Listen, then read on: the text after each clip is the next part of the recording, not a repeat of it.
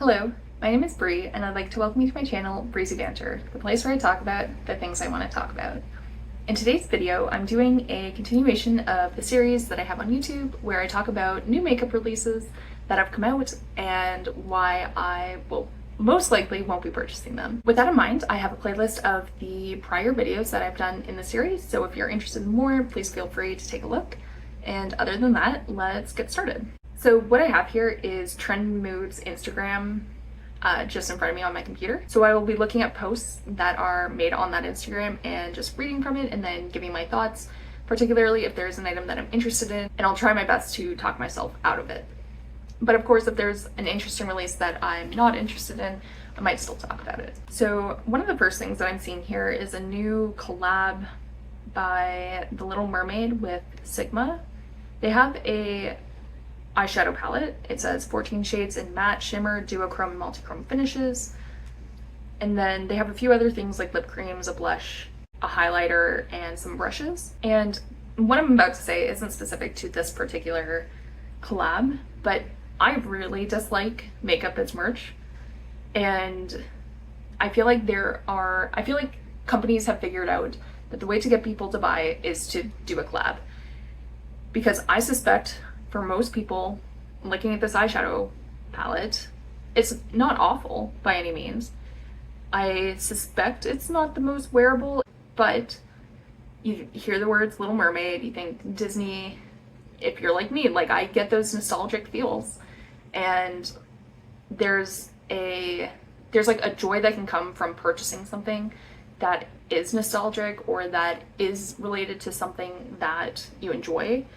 But when you actually look at it, if you remove the collab aspects, it's not that interesting or it's not that usable. So that's perhaps not a rant, but that's just my thought seeing this. I think the highlighter actually is the most interesting part of this collection. The highlighter looks quite nice. Next, I just have to talk about this one because I saw this on Beauty Guru Chatter, which is the new collab. Again, back to collabs. It's Barney's New York with Hourglass. So it says, Barney's New York is back for a limited time. Hourglass Cosmetics was first entered the public consciousness inside Barney's shop floor 20 years ago. That's an awful sentence. And so Hourglass decided to bring it back with a pop-up store in the heart of Soho downtown. Hourglass and Barney's New York Ambient Lighting Edit palette is $90. Limited edition, full face palette featuring blush, bronzer, highlighter, and finishing powder to blur, enhance, and highlight the complexion for a lit from within glow. This palette includes the same shades from their sold-out Ambient Lighting Edit Unlocked Elephant palette, with best-selling finishing powder shades designed by Barney's book illustrator Na Kim, evoking the unique and whimsical Barney's aesthetic. Okay, so by this post's own admission, it's a repeat of old shades. So the collab part seems to be like the outer packaging, I guess, which I don't know. Okay, I don't understand the hype behind, I'll say at least most Hourglass products. I'm trying to like think through which ones I've tried. I did have a ambient powder, setting powder, like a mini. I think it was one of the free birthday gifts, perhaps like 2 or 3 years ago. And like, it's fine. It's a powder. It like does what a powder is supposed to do. Hourglass is just so expensive. I think $90 for 6 shades. And if you already own the Tiger palette, I implore you to not spend your money again on this one. I just don't get it. It's the outer packaging, but like, I don't know. Are there that many people that like want to see Barney's New York advertising on their makeup counter when they go to do their makeup in the morning? Perhaps there are, and I'm out to lunch. That just doesn't seem that appealing to me. Next is the Maybelline Teddy Soft Lip Tint that stays up to 12 hours of long-lasting blurred matte lip color. A smooth, blurring matte finish, transfer-resistant, smudge-proof, kiss-proof, and waterproof. Teddy Fluff technology, marshmallow bouncy elastomer, creamy texture that glides smoothly onto lips for a lightweight wear, for a blurred, bold gradient on your lips or use on cheek. So none of those were like full sentences, but that's what it says. The reason that I want to talk about this is I've had some success with some other Maybelline lip products. I've said before that there are like 4 lip formulas that work on my lips, like that will actually stay on my lips. I don't know how other people do it. If I apply like basically any lipstick. What happens is after like an hour, all I have left is like a ring on the outer edge of my lips. It's not a cute look, and I'm fortunate that I've found 4 formulas that, I actually think it's 5 if I'm not mistaken, that work for me, and so I've just been sticking to those 5 this entire time. However, one of them is from Maybelline, and so I'm curious because it talks about long lasting, transfer resistant, smudge proof, crisp proof, waterproof, etc. I'm wondering if this will also work for whatever is going on my lips. It's kind of interesting to see that it's described as buildable. Like, it seems like you can apply just 1 coat and have your color, but you can apply 2 or 3 and get like a more bold, impactful color. I also quite like the shades, at least some of them. There's like a kind of bright orange one. I don't think I would wear an orange, like a kind of pure orange color, but I don't hate it, especially for summer. There is like perhaps fuchsia is the right word to describe it, that I think looks super cute. I absolutely would wear that. It looks like there's like a corally pink one, would wear that, and then like a, perhaps, not sure the best way to describe it, like a purple leaning red that I think would also wear. Like, the browns don't interest me, but the other ones do.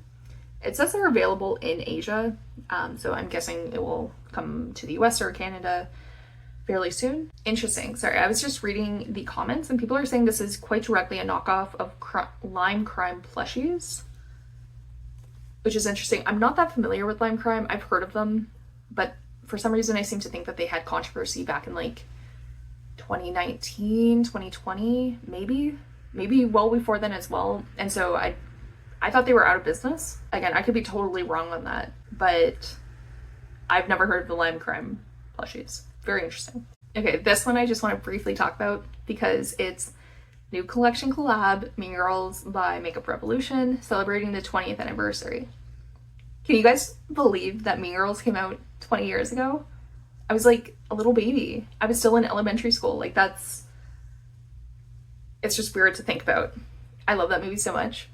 As I said earlier, I'm not above buying collabs, though it's often, I would say always, like, irrespective of the collab itself. For example, I have bought the I Love Sarah High. I'm not exactly sure how to say her name, but she did a collab with ColourPop.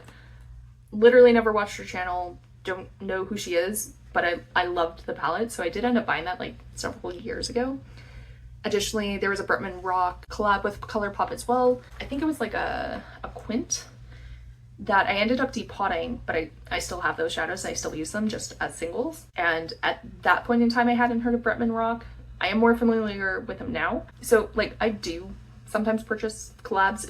It's not because of the collab itself. The next thing that I want to mention is there is a new Holidays 2024 set collection, I guess, from Laneige. They have a candy cane lip sleeping mask, a candy cane lip glowy balm, eggnog latte lip sleeping mask, and a lip sleeping mask midnight minis in berry, gummy bear, mango, watermelon pop, and peach iced tea. The only reason I'm really bringing this up is because I have a lip sleeping mask by Laneige. I'm pretty sure it's vanilla. I have it like next to my bed, and I'll use it sometimes if I'm going to bed and I need something a little bit thicker than what I would normally wear during the day. I also find it particularly useful during the winter, where just extra moisture helps quite a lot. And while I suspect that the one that I currently have I won't use up by the holidays, I do think an eggnog latte lip sleeping mask sounds nice. I hate mint in like everything, so the candy cane one doesn't interest me at all, but I would be curious to smell the eggnog one.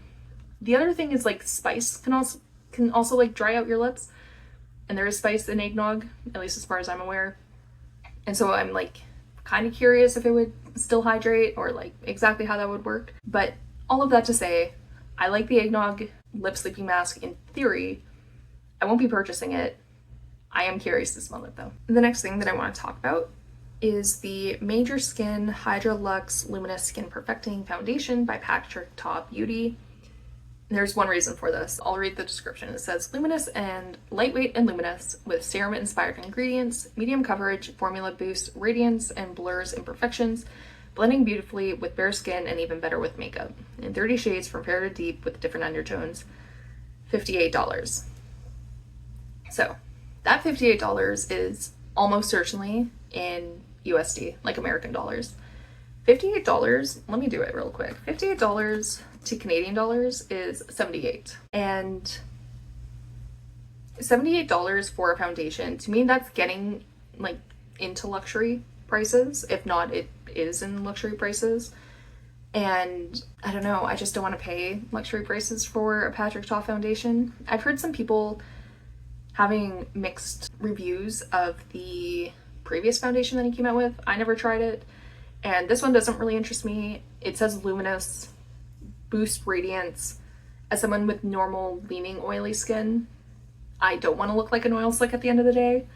And so if it's giving me luminosity right off the bat, like I will be glowing in the worst way possible come 8 hours later. So this doesn't interest me for a variety of reasons, but I do think it's important to talk about prices. Like, that's not cheap. And if Patrick Ta is like trying to move into the luxury beauty space, that's fine. It's very likely means that his products aren't for me. I guess it's just disappointing to see. I want to see more brands come out at, like, drugstore prices have been going up. So I want like real drugstore prices and some more like mid-range, low mid-range brands coming out. I guess I just didn't expect to see Patrick Ta moving in this direction.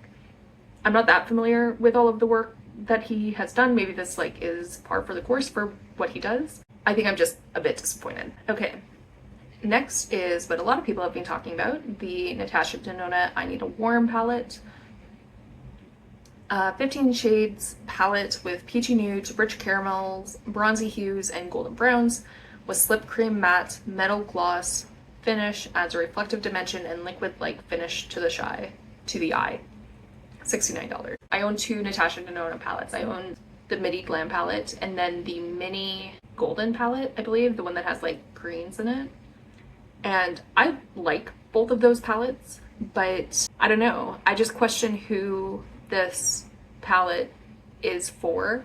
Like, I like the shimmer colors. I suspect if you're familiar with Natasha Denona, you already have nudes like this. And so I personally, I know that I don't have nudes like in these exact colors, but I have enough that are similar, and so I don't feel the need to go out and get this. I also have shimmers that frankly look like this in the pan that I know will just be so much better on my eyes. Like, I'm thinking my Cleona singles that are just hypnotic for lack of a better word, whereas these, like, they're nice pink shimmery shadows are just kind of nice. But I feel like that's kind of the nicest thing that I can say about it. It's nice. It's not bad. It's not ugly. It's fine. I'm sure there are lots of people who love this, and maybe if you are the type of person to just buy like one palette and that's like the palette that you use. I'm thinking someone like my sister, who I think she owns two. It's like, no, she owns three. She owns a Too Faced one, a Morphe one, and a Pat McGrath one. I could see someone like her enjoying something like this. I suspect the average person buying this isn't that type of person. And so, I don't know. I don't need a warm palette. Thank you, Natasha. So the last thing that I want to talk about, it's not actually on Trend Mood's Instagram page, but it's a product from Moira Cosmetics. They say, get that perfect natural flush of color for your cheeks and lips with just a swipe, anytime and anywhere. New soft blush bombs are now available. They are described as balmy cream texture, soft dewy finish, multi-use, 12 shades. And the reason I bring this up is because I love the advertising that I've seen for this. I can't remember, I saw it somewhere on Instagram. I don't know if it was like a targeted ad or not, but I did see a video of them like showing this. And I wish I had it to show to you, but like, it was right on. And I think right now a lot of people are into like that soft, dewy look. And so this will appeal to those people. I likely won't be purchasing this. I wish that the purple color that they have was more of a like lavender. To me, this looks like the packaging looks purple but I suspect that color is going to be more lilac and then perhaps will turn pink on the cheek as purple blushes often do. But I do think that red one is absolutely gorgeous and I'm like kind of eyeing it. I've said before, I'm looking for like a purple blush and like a true red classic blush, and seeing these, like, they kind of make me excited. I suspect like I'll put it on my wish list and I'll go back to it 2 weeks from now and be like, oh yeah, like yeah, I remember that, but I'm not that interested anymore. But I do think that red is like a really nice looking color.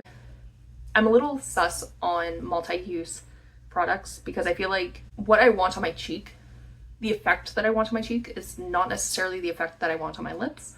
And so if they're trying to market it as a cheek and lip product, what that means is that it might do one of those like parts of my face well, but it will probably not do that well on the other part of my face, or it might do both kind of like in a mediocre way.